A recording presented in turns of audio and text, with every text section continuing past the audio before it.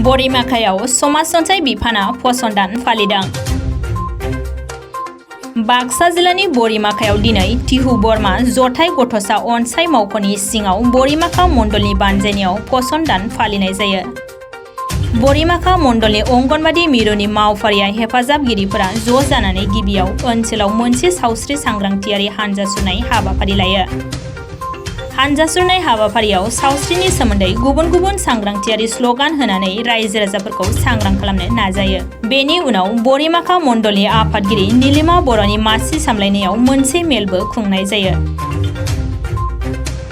बे मेलाव तिहु बर्मा जथाय गथ'सा जौगाखां बिथांखिनि फसन बिबानगिरि दिबास्मिता कलिता, सुपारभाइजार फारियै सयानिका कलिता आरो कनिका राभामोनहा बाहागो लानानै फसंदाननि लोब्बाजों गथ'सा आरो गोरबोआव गथ' गोनां बिमानि जोथोन, गोग्गो आदारनि सायाव गुवारै फोरमायथियो। गोबां आइजो आरो गथ'फोरनि बाहागो लानाय बे हाबाफारियाव गोग्गो जाग्रा आदारफोरखौबो दिन्थिफुंनाय जायो।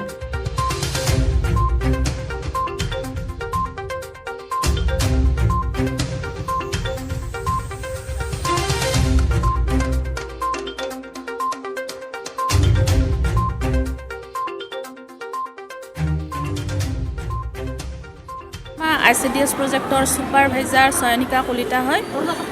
2018 চনৰ ছেপ্টেম্বৰ মাহত প্ৰধানমন্ত্ৰী নৰেন্দ্ৰ মোদী ডাঙৰীয়াই প্ৰত্যেক বৰ্ষৰ ছেপ্টেম্বৰ মাহত পোষণ মাহ হিচাপে অনুষ্ঠিত কৰিবলৈ আয়োজন কৰিবলৈ সকলোকে আহ্বান জনাইছিল আৰু সেই নিৰ্দেশনা মৰ্মে আমাৰ সমাজ কল্যাণ বিভাগে প্ৰত্যেক বছৰে ছেপ্টেম্বৰ মাহত পোষণ মাহ হিচাপে আয়োজন কৰি আহিছে।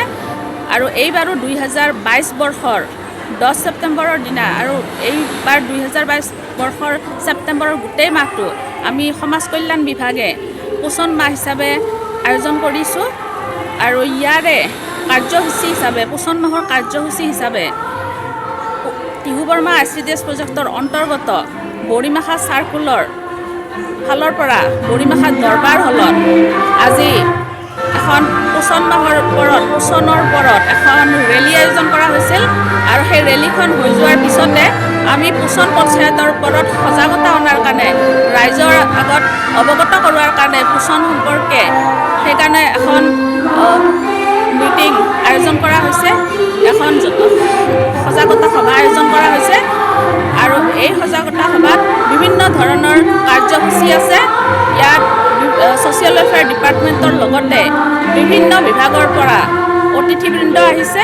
আমি ইয়াৰে আয়োজন কৰি আছোঁ আৰু লগতে ইয়াৰ কাৰ্যসূচীৰ লগত আমি এতিয়া বৰ্তমান জড়িত হৈ আছোঁ।